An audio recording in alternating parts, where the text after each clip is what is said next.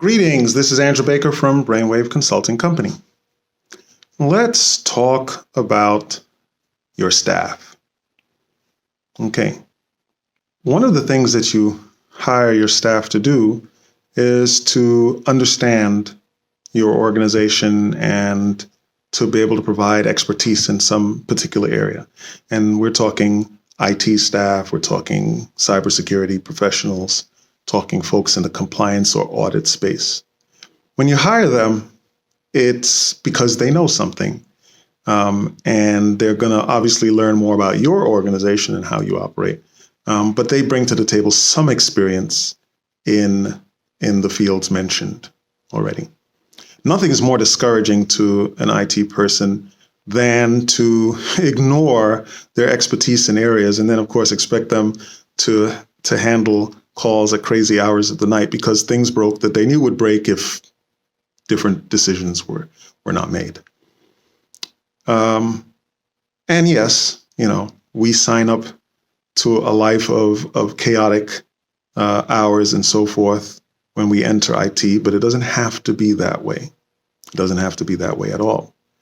What I would recommend, a lot of times business owners feel that IT people are just about spending money and just about, doing some new shiny thing and deploying some new thing. And yeah, there's a certain amount of joy to that. I mean, that's part of why we do get into this, because building, designing, architecting, deploying solutions and seeing them work is a certain amount of joy and is a certain amount of accomplishment. So it's really, really awesome. But what you should do, take the opportunity as a business owner, take the opportunity to speak to your technology people. And really, your entire organization can benefit from this. But let's focus on the technology guys for a while, technology guys and gals. Speak to them. Let them understand what your philosophy is about the organization, what kind of budget you have to spend on it. And this is not, just because they're not a director or a manager level person, not a VP level person, they can get a sense. You can give them a sense of what the budget is. So they will know when they're searching for things for the organization, when they're looking to solve problems for the organization. If you say, hey, listen, our IT budget for the year, really, we can't afford to spend more than $5,000, $10,000, $20,000, $100,000, right? Depending on the size of your organization and the stage of your business, whether it's a one-man show, whether it's a family-owned business, whether it's a larger established concern, whatever it is, there'll be some number that makes sense for your business that you say, look, this is kind of where we have to be when it comes to products and services. This is what we can afford to spend. We can only do about $20,000. We can only do about $50,000. We can only do about $7,000, whatever it is. Be upfront with the folks on that team. Let them understand that individual, that team, that person, let them understand what your constraints are. And that will help guide them in terms of solutions that make sense, right?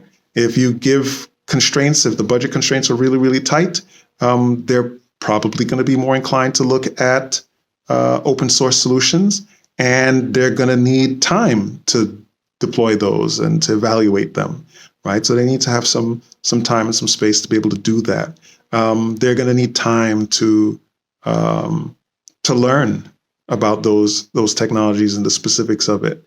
But if you want your folks to be more vested in the organization and how it runs and whether or not they're adding value themselves beyond just the normal end of year review of their job and of the review of their requirements and the review of their goals and all of that.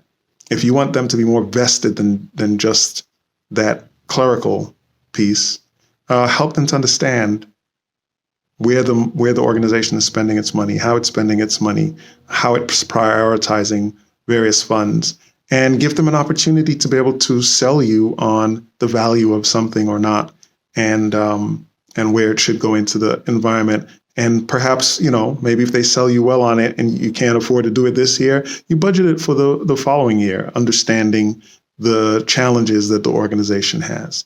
But having your people vested in your organization is going to lead to better results for both of you.